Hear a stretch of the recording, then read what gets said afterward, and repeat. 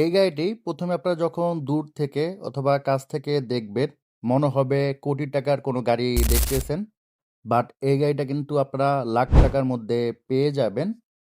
গাড়িটি মাত্র ৮,০০০ plus kilometre চলেছে। ভিডিওতে আপনারা যেভাবে দেখতে পাচ্ছেন, বাস্তবে আসলে এর থেকে ভালো লাগবে। এটার আউটলুক যেমন সুন্দর, এটার ইন্টেরিয়রও কিন্তু অনেক গর্জিয়াস।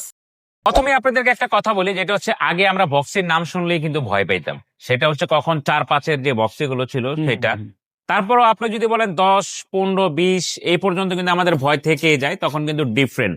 বক্সির ইঞ্জিন ছিল আলাদা, নোহার ইঞ্জিন ছিল আলাদা। এখন কিন্তু ২০২১-এর নিউ শেপ থেকে মানে এই লুকসটা যখন থেকে আসছে তখন থেকে কিন্তু দোনোটার ইঞ্জিন কিন্তু সিমিলার। আচ্ছা, এবং আগের থেকে যদি বলি, এটার অপশনের দিক থেকে যদি বলি অনেক ডিফারেন্স।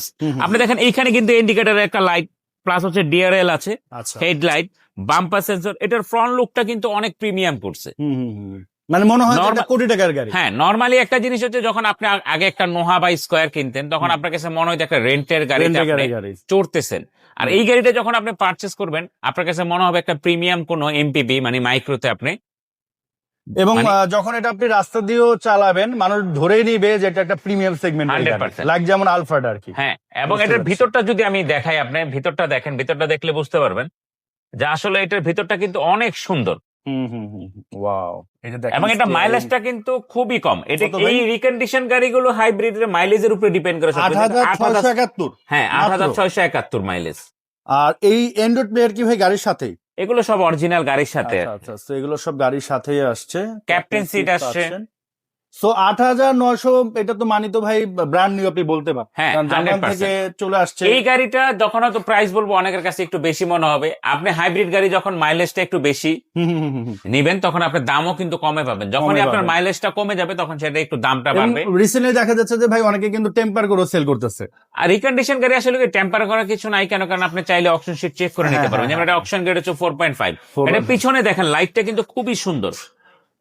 ফুল লাইটটা কিন্তু দেখতে ডিআরএল খুব সুন্দর লাগতেছে পিছন সাইডে, ব্যাক সাইডের, এবং ভক্সি লোগোটাও কিন্তু খুবই আইকনিক। মানে এটার ফ্রন্ট সাইড বলেন, পিছনের সাইড বলেন, মানে কোনোটা থেকে কোনোটা কম না। অনেক ক্ষেত্রে দেখা যায় যে ফ্রন্ট লুক ভালো হলে পিছনের লুক ভালো হয় না, পিছনের লুক ভালো হলে ফ্রন্ট লুক ভালো হয় না। এটাতে আবার তেমন না। তো টয়টা কিন্তু তার বেস্ট একটা এফোর্ট দিচ্ছে এই গাড়িতে, খুবই সুন্দর দেখেন।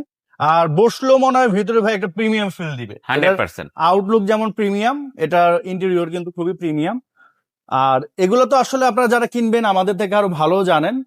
তো এটার মডেলের ভাই কত তাহলে? 23। এটা মডেল হচ্ছে 2023। আচ্ছা, এটার অকশন শিটে গ্রেড হচ্ছে 4.5, মাইলেজ হচ্ছে ৮৬০০ সামথিং। আপনারা চাইলে এটা যে কোনো অ্যানালিসিস সেন্টার থেকে পারচেজ করার আগে চেক করে নিতে পারবেন, আমাদের দিক থেকে কোনো প্রবলেম নাই। আচ্ছা, এটার সাথে কি আপনাদের 3 বছরের সার্ভিস? 100% 3 বছরের ফ্রি আফটার সার্ভিস থাকবে। আচ্ছা, প্রাইস কত বলবেন? এটার প্রাইসটা যদি বলে দেই আপনাদেরকে, এটার প্রাইস হচ্ছে ফিক্সড প্রাইস, প্রাইস নিয়ে কোনো বার্গেনিং হবে না। ৪৭,৮০,০০০ টাকা fixed, full and final price নিয়ে। আসলে যারা অটোনেশনের ভিডিও সবসময় দেখেন, প্রাইস নিয়ে কোনো বার্গেনিং হবে না।